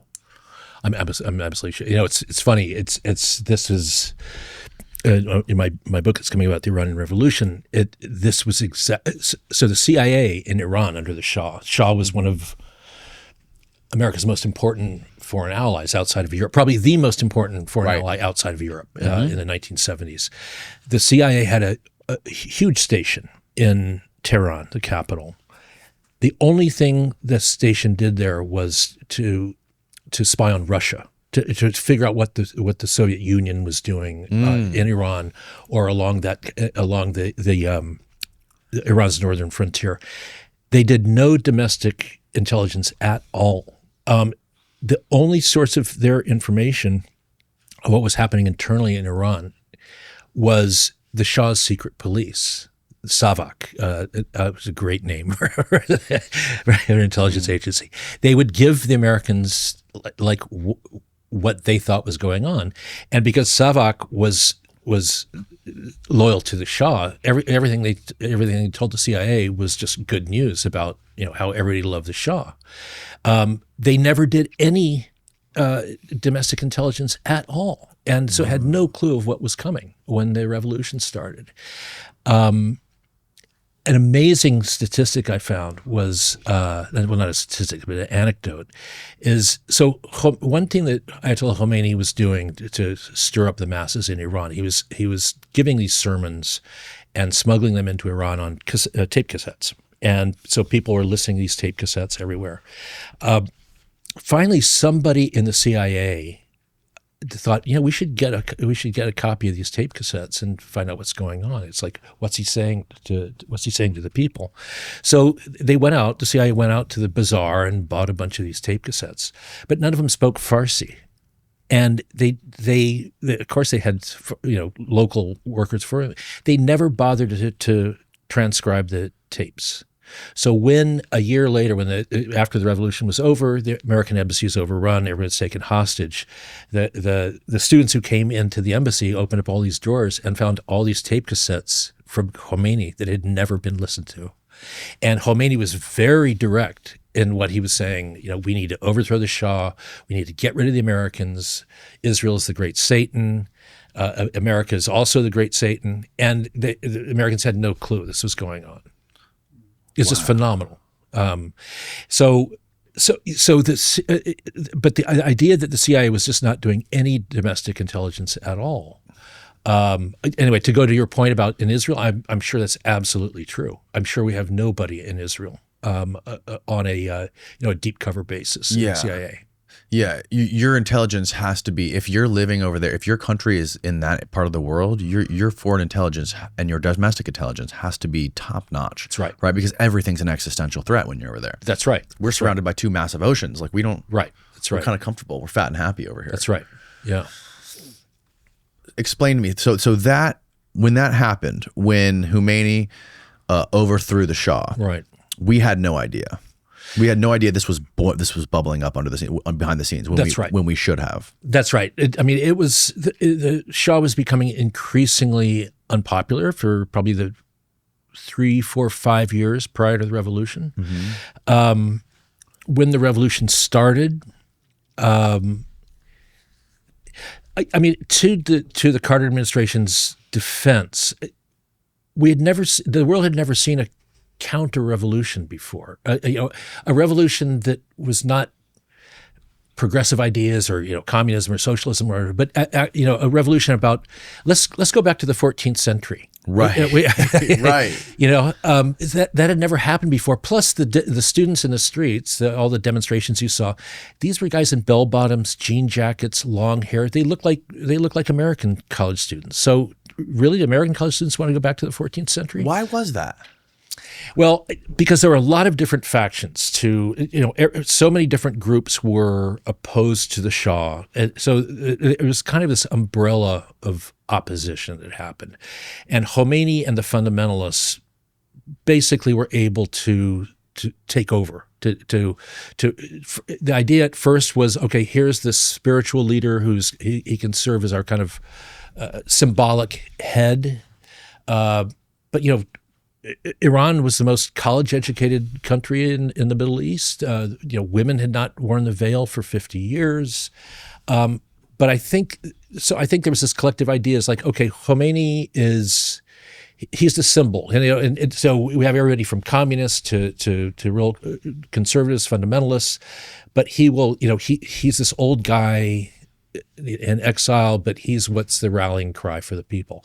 But in fact, Khomeini was very, very clever, and he managed to kind of take over the revolution. One interesting thing about the American reaction was once Carter and people around him realized that there was a really good chance the Shah was going to be overthrown, and Khomeini seemed to be kind of in charge of things.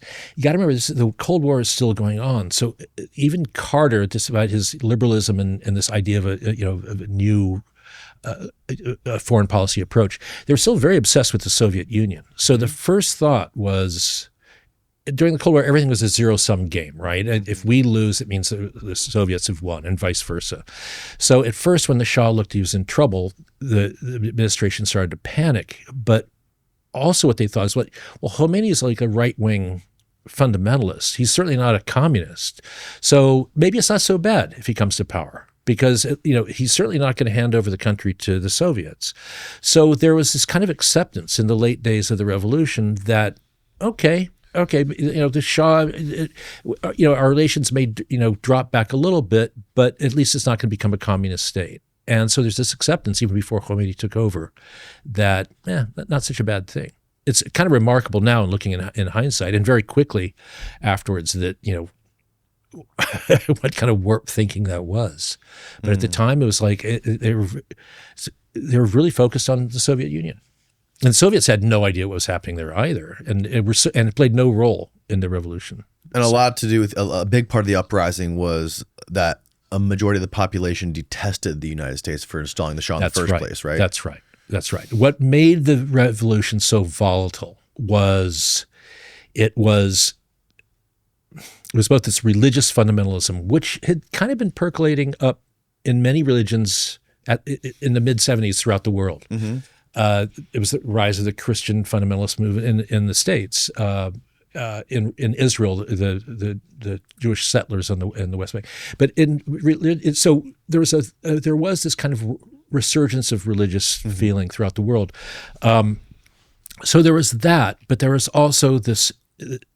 You'd almost call it an anti-colonial, kind of a less anti-colonial revolution. The Shah was so identified with the United States, and he was so seen as the lackey of the United States, that it was a double whammy. And the more the Shah the Shah was so clueless that even while the revolution was going on, he was appealing to the Carter administration, "Hey, come out and say how much you support me. To say that I'm your guy." Right. It was like the worst possible thing that the Americans could have done. Right. And he just didn't get it. And I think probably that was the biggest thing that overthrew him, that led to his overthrow.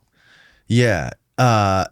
This war, this conflict between Iran and Israel over the last year has been like, it's been strange because you have like the government and the traditional media painting Israel as these just like unhinged maniacs, right? But it seems like every single thing they do is very strategic, thought out, and rational. Like giving warnings before they're sending strikes, Right, or whatever, right. And they're like, they seem to be very calculated in their retaliations to all of the bombardments they've been getting from Israel and the U.S. Right. No, that's right, and I think that. Yeah, I mean, and what after was it after the Americans bombed or the last big bombing by the Israelis? They did this it was after the American bombing. They did this just completely pro forma bombardment of American base in Qatar, I think, or maybe it was Kuwait, but it's just complete theater. Did they give him a warning? And they gave him a warning ahead of time. So and I'm sure that the Iranian people don't know that they gave him a warning ahead of time. But I mean, they probably called him up, be like, "Look, we got to do this, or else we're going to look like." Yes, exactly right. Yeah, I think that's exactly what happened. Get everyone out. Right. Nobody was hurt. Right. I think they hit a latrine or something. I think that they didn't want to mess with them. But as I was saying earlier, I do think that there's a strong argument to be made that they welcome the attack by the Americans because now they can tarnish their opposition by now they're American lackeys, right? So if you stand in opposition to what the Iranian government's doing, then you're in bed with the Americans. And I think that might be what they really care about at this point is keeping their hold on power. And what do you think? Like, what is Russia and China's relationship with them now? Because I don't remember seeing any sort of rhetoric coming out of China or Russia in support for them during this whole conflict. There was maybe one really benign statement from Russia, I think. Yeah. But other than that, it's nothing. Very strange. I mean, China. I don't think I saw anything from China and Russia. You're right. It was very, very tepid. And they get all their oil from Iran, right? They get a lot of their oil. A lot of it. Yeah, and they were getting a lot of the drones from from Iran. The game Russia has played recently is really a hard one to figure out because not just with Iran, but they were backing Syria, they were backing Assad in Syria, and they just kind of let Assad collapse. They did nothing to help him. Isn't he in Moscow now? He's in Moscow, yeah, and I think soon to have to fall out a window, because he's not of any use anymore. So I think he's headed for an accident. But why did they just let him, fall like that and not try to rescue him? I mean, was it some sort of idea that they thought, or was there a deal that's like, okay, we lose Syria, we don't come to Iran's aid, in return you let us do what we want to do in Ukraine? I mean, some people have that theory. It is odd to me that Putin just stood by and watched Assad fall, because Syria was, in the Arab world, they had a new navy base there. Strange. I don't know what that was about. Yeah, this global chessboard is. Yeah, it's a very strange one now. Very complicated. Yeah, especially when it gets into Syria and Turkey and all that stuff. When it starts to get into there and like all the relationships and the trade partnerships and all this stuff, it gets so confusing to me. It's really weird. It's really bizarre. Yeah. What is the relationship between like ISIS and the Taliban when it comes to Syria? So ISIS is now isolated in a few kind of spots in eastern Syria, and maybe a few little enclaves in western Iraq. But then they also have an offshoot now in Afghanistan. They are targeting Taliban because they're not extreme enough. ISIS is? ISIS is, yeah. Taliban just passed a law that a woman is not allowed to speak in public. Oh, wow. Literally, they're not allowed to speak in public. But they're, to ISIS, like, that's just a start. It's like, so they've targeted the Taliban. So definitely not any. It doesn't seem to be any kind of connection between the two of them, other than fighting each other. Yeah, and there were some reports that were coming out a couple months ago about how we have been giving the Taliban like tens of millions of dollars every single week for something. I don't know what it's for, but Steve, I don't know if you can find anything on this, like if it's still relevant, but we were basically shipping cash to the Taliban every single week. And people, a lot of people were kind of like getting pissed off about this. But then I saw a report saying how one of the strategic reasons we may have been doing this was to like break some sort of supply chain with the Taliban and China. Oh, huh. Oh my gosh. What is this? Is that it? I don't know. What does it say? This is March of 2024. Since the Biden administration disastrous withdrawal from Afghanistan in August 2021, the United States government has provided over $2.8 billion to address the humanitarian crisis created by the Taliban takeover. Last year, I requested that CIGAR report to. They found that at least 10.9 million of U.S. taxpayer dollars has been provided to the Taliban it is unacceptable for any U.S. funding to benefit the Taliban. Huh. The Biden administration must take immediate. I don't know if this is what it was. This was something more about like we were sending it every single week to them for something. Wait, what does that one say? East Asia and Pacific. Oh no, this is just something different. But yeah, no, I thought there was some sort of like channel thing. A channel like the Taliban was somehow like has something to do with supplying food to China or something like this. Huh. And that might have been why we were giving the Taliban or no, I'm sorry. It was somebody else was supplying. It was a route, like a food route to China that they were paying the Taliban to like sabotage it or something or like to try to destroy it. Huh. Yeah, it's a similar article. Yeah, I don't know. I can't read that, Steve. It's way too small and it's too much. Yeah, so I don't know what that was, but like they haven't really. We've kind of forgotten about them recently. Right? Yeah, I know. It's just like, it's completely off the radar now. Yeah. There's too much other stuff going on. But the other part of the world that's interesting that we haven't talked about is the whole China-Taiwan situation. Right. And how much attention do you pay to that? It's fun, ironically enough, I actually spent 6 years of my childhood in Taiwan. Really? Yeah, in the 1960s. And what I remember back then was, it was during the time of Chiang Kai-shek, and there was this constant drumbeat that his regime in Taiwan were going to go back and take over the mainland, which didn't happen. I have to believe that the Chinese, the Chinese are very, it's a cliche to say, they're just very smart and they think long term. And I think that they, just like they got Hong Kong back, they played a long game, and they promised democracy in Hong Kong. It was going to be this special enclave and everything, and now they've just chipped away at the democratic rights in Hong Kong. I think there's all kinds of economic ties between Taiwan and mainland China. People go back and forth.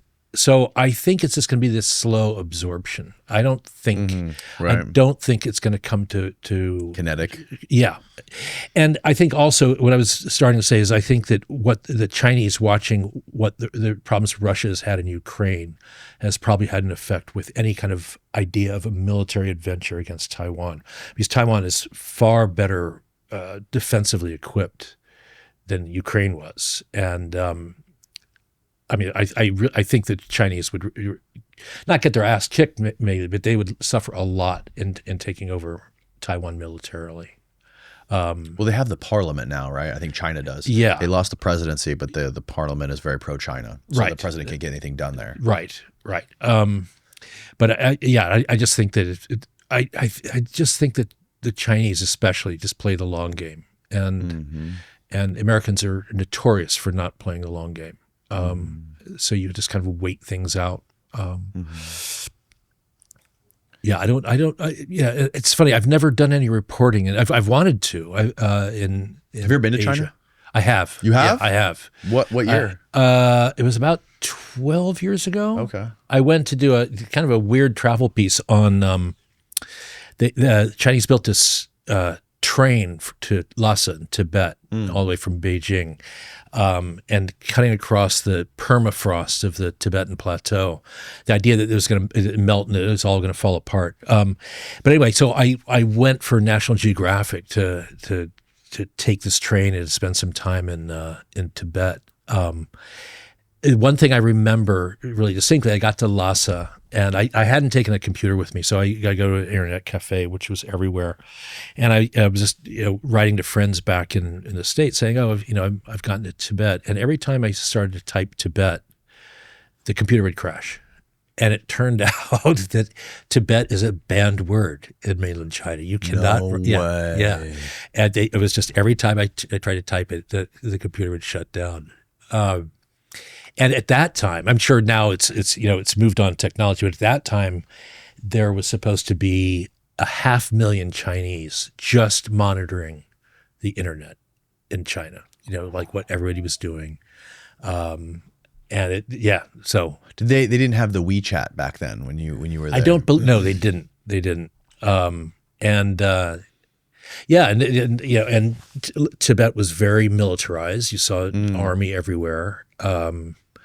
But Tibet was fascinating. It was really pretty incredible. I just had a lady on recently who was from China, and she was explaining to me. She has a great YouTube channel where she kind of like goes deep into like all the different things that China is doing all the time, like the history of China, and like what it's like to live there, and her family's still there. Huh.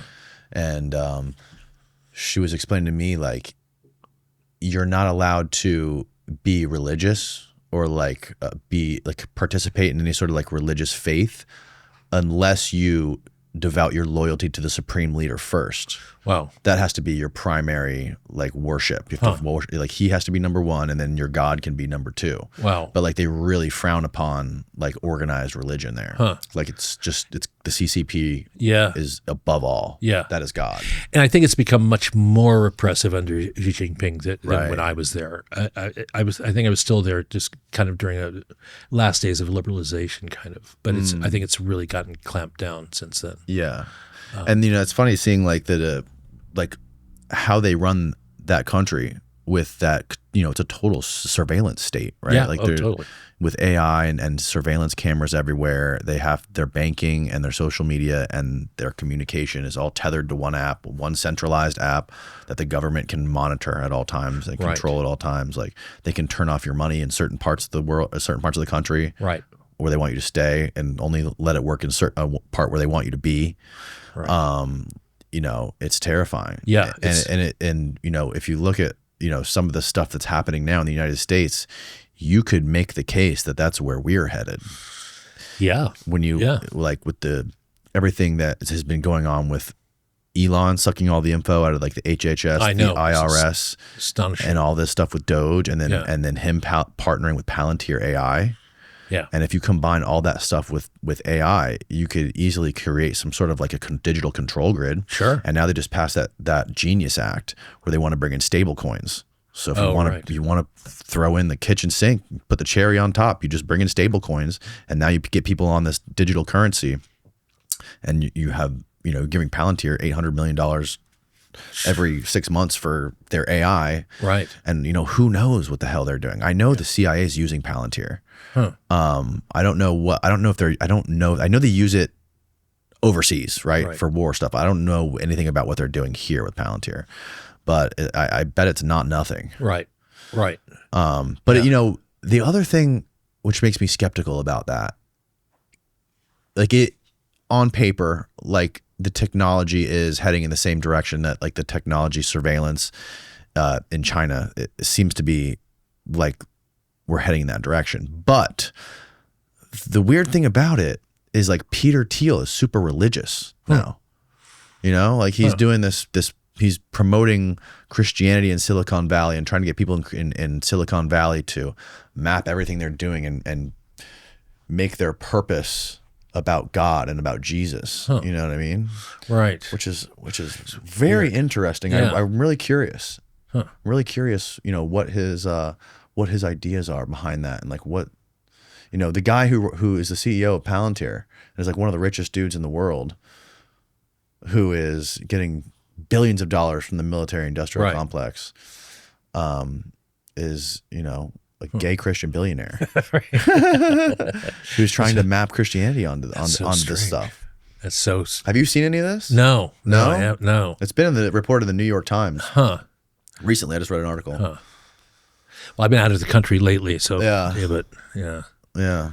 It's funny when you talk about this, like facial recognition stuff. I was just in Georgia, the country, and the government is gradually turning into a dictatorship, and it's going into Russia's pocket. Is Georgia? Sorry to interrupt you. No.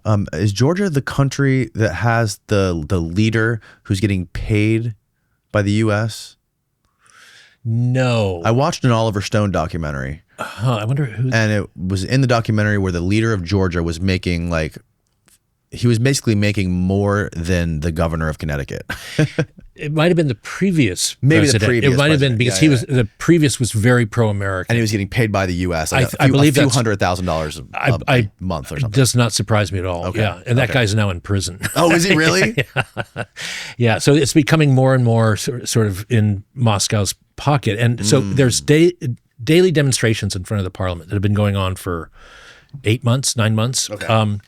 But what recently happened is that they put up facial recognition cameras all in front of Parliament, and so the government is using. So the people are wearing masks now to try to hide their faces and stuff, but with the cameras, they're able to, even with the bottom of your face covered, I guess they can tell who you are. Wow. So they're not arresting them; they're sending them through the mail these massive fines that no one For can wearing pay. a mask. For wearing a mask in public, which is also illegal, and for obstructing traffic or whatever by being in front of Parliament. So this is just a really subtle way that again, it's kind of the Chinese model of how you destroy your opposition. You don't have to arrest them, you don't have to shoot them. You just club them over the head and fine them.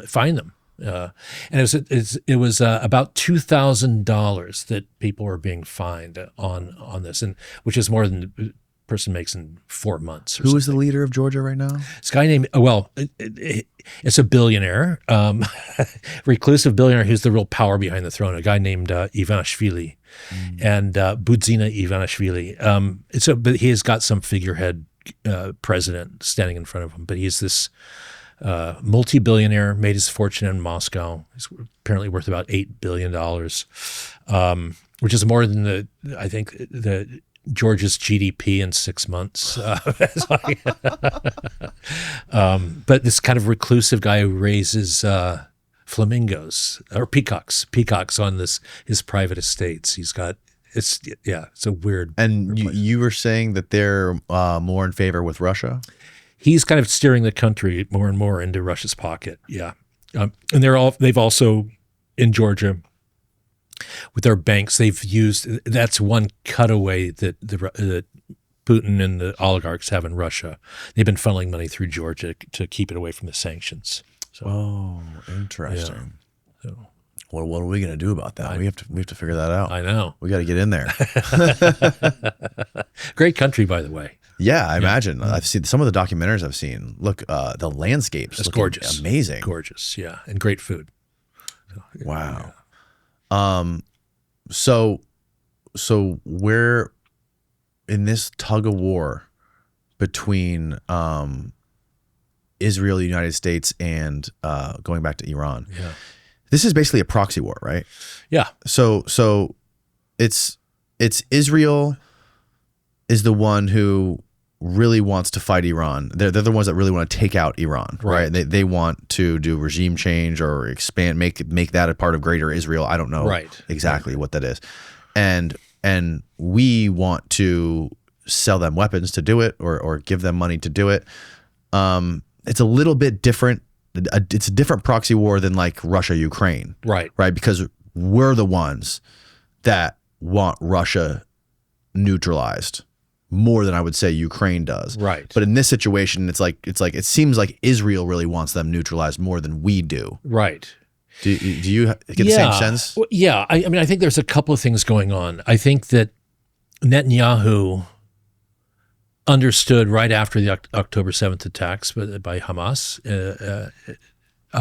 Which seems like it was a false flag.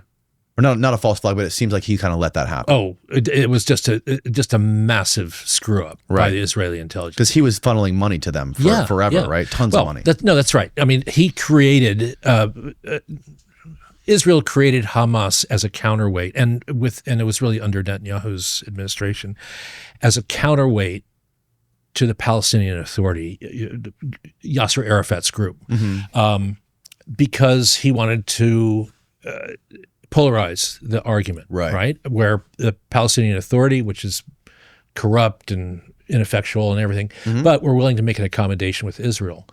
Netanyahu very clearly wanted the extremists to take over, because then there's no room for dialogue, right? So yes, tons of money went to Hamas from Israel. They created Hamas to a large degree. What also happened with October 7th is that through sheer arrogance on the Israelis' part, they were caught with their pants down. You know, they've never, and having spent time with the IDF, the Israel Defense Forces, they've never had any respect for the Palestinians as fighters. They've always kind of thought of them as monkeys, frankly. So they were completely situated to be caught out. And they were, and quite brilliantly, what Hamas did. Nothing, the border. The Israelis had all this super sophisticated intelligence. Hamas never used phones to send messages back and forth. Everything was on pieces of paper, word of mouth, and it's, again, going back to it's the box cutter way of war, right? You go low tech, so low tech that you're under the radar.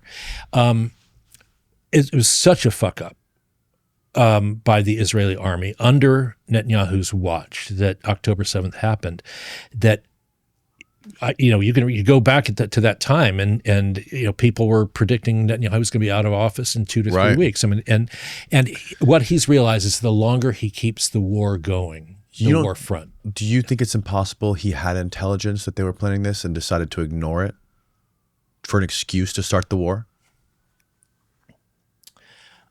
I think it's possible that they had intelligence and didn't act on it because they thought, again, I mean, my personal feeling is that the sheer arrogance of the Israelis, the hubris they have in looking at the Palestinians, if they got warnings, they just didn't take them seriously. They thought these clowns can't really pull anything off. Okay. That would be my thing.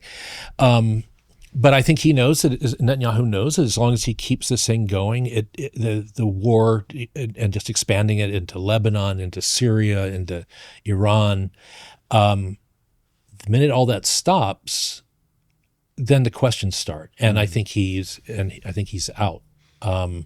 So he's just going to keep it going. Iran. It's funny. He's been here 3 times since January. I know. It's amazing. And then that embarrassing thing where he shows Trump he's nominated him for the Nobel Peace Prize. And of course, Trump this is the just fucking Twilight Zone. I know, and it really is. It really is. So yeah, I think that he just needs to keep the ball spinning, the plate spinning or whatever. And as soon as it stops, he's in trouble. For a country that has probably the most sophisticated intelligence apparatus in the world, right?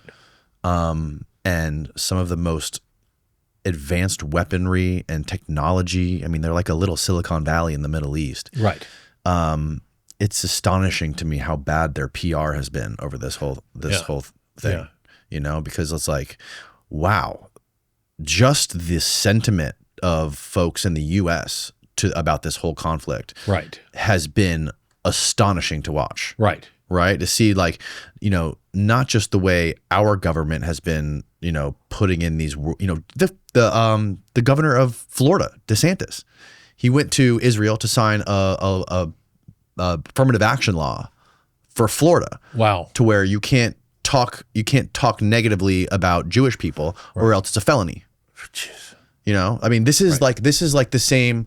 The last 10 years or the last however many years it's been with Trump during this first administration of like, fuck your feelings, all these snowflakes, stuff like this. Right. Now you have the opposite side, Ron DeSantis, going and signing these affirmative action laws in Florida saying, no, you can't talk say anything negative about Israel in Florida. So like amazing. What is happening? I know. And people are calling it out, and there's like a huge uprising like on places like X and YouTube and everywhere. And I don't know how much of this is like bot campaigns or how much of this is Iranian bot campaign farms like doing this and how much of it's real or fake, but it seems like it's genuine. It seems like a lot of people, a lot of the pundits, a lot of the big, even like the people that were promoting Trump during his campaign this time, right? Some of the biggest people who are promoting him, some of the biggest pundits are like slamming on the brakes saying, whoa, what the fuck? This is not what we signed up for. This is not what we voted for. Right. And they're like calling out the hypocrisy with this stuff. Like why, like how the hell we are giving them billions of dollars of taxpayer dollars every single year. Why won't we let them, why can't we get them to make their lobby a foreign agent, register as a foreign agent lobby? And like, why can't we get them to stop blackmailing our politicians? Right. Like, there's so many things here. Right. I know, and it's both parties. You know, it's both the Democrats and the Republicans. It is. Yeah, it's crazy. Both. Yeah, it's a uniparty. Yeah. No, it's astonishing, and there's two cults on each side. You got MAGA on one side, and you got like the far left on the other side, and they're just like fighting just so everyone under the radar can get their stuff done. Yeah, it's astonishing. No, and it's the idea that they've killed at least 60,000 people in Gaza, and that's 3% of the population. And if that was America, that's 9 million people are dead, at least, and the vast majority of them civilians. And the reason, there's not been a Western journalist in Gaza because they'd be killed. They'd be targeted and killed by the IDF. And all the coverage you've seen out of inside Gaza has been by Arab or Palestinian journalists, and the IDF has killed at least 130 journalists. 75% of the journalists killed around the world last year were killed in Gaza by the Israeli army. Wow. And again, that's a from statistic. what countries? Again, mostly Palestinians, Okay. because anybody coming in from outside, they've killed a few Al Jazeera people there, but no Western journalist has gotten into Gaza because they know it's a death sentence. I know it's a death sentence. And then you have the finance minister who's bragging about like not letting one crumb of food get into Gaza, and let alone as soon as some food gets there, you have like women and children and families running to get the food, and the IDF people shooting them in the streets. Right. No, I mean, if this was. Look, my ex-wife was Jewish. I'm not anti-Semitic, but I am anti-Zionist. It has nothing to do with being Jewish. I know it really doesn't. But again, I almost feel like you have to say that as a defense. It's disgusting because these people use that as a freaking argument. Yeah, like it's so dumb. It makes my brain hurt. Yeah, and if it was any other country in the world, this would be. I mean, imagine. Right. I mean, the Russians have been bad enough in Ukraine, but imagine if they had been doing this in Ukraine. Right. No, it's really pretty amazing. Yeah, I don't know how it's going to change, man. I don't know. I've really lost a lot of hope over the past couple weeks with everything that's been happening in our country. Yeah, no, I know. And how we've been, he's like, I don't understand how Trump's rolling over on these Epstein files like this. I mean, I kind of do know, and I hope it's not true, but I mean, the writing's on the wall. There's more photos and videos of him hanging out with Epstein than anyone, right? And it's like, again, like you have people just want to like use Epstein as their political football. Like, oh, it's the Democrats are lobbying to get him the files released. The Democrats are lobbying to get the files suppressed, so they're not made public to be files. And now that those guys, Dan Bongino and Kash Patel, are in power, they've done a 180. Right, of course. The Epstein files do not exist. He killed himself. Right, I know. But like, I mean, I I don't think they're going to let him get away with it. I think there's going to be a long burn on this thing. I don't think I don't think they can change the subject. Well, the funny thing is Donald Trump, if there's one thing he knows how to do, it's he knows how to read the room, and he knows how to take the public's temperature on what their feelings are on certain topics and adjust his messaging accordingly. With this, it's like he's blind. He doesn't see it. Right. Like you can't, I mean, it seems like now though, he's finally said something recently. He's like, okay, we're going to release something. Oh, really? I think I saw that this morning. Now he's kind of like changed his stance. Like, okay, like it's overwhelming. Everyone's turning on me. I got to do something. Right. But I mean, it's like, the other thing is like, what are the Epstein files, right? Like the black book's been out for what, 10 years? Right. Right. Like we all seen all the addresses he has. Right. He's got like 12 phone numbers for RFK. He's got a handful of them for Trump and Clinton. All these people. Right. They're all implicated in this stuff. Right. The question is not the files. Where's the hard drive? Right. And the hard drive, I think, is probably sitting in Tel Aviv. Huh. Wow. Like, why else would Trump be doing all this stuff? Right. Yeah.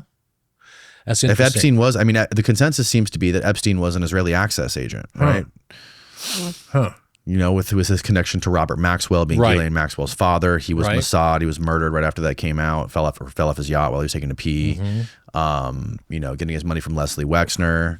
Ehud Barak was at his house every day. You know, people think that was probably his handler. Wow. There's an overwhelming amount of evidence connecting him to Israeli intelligence.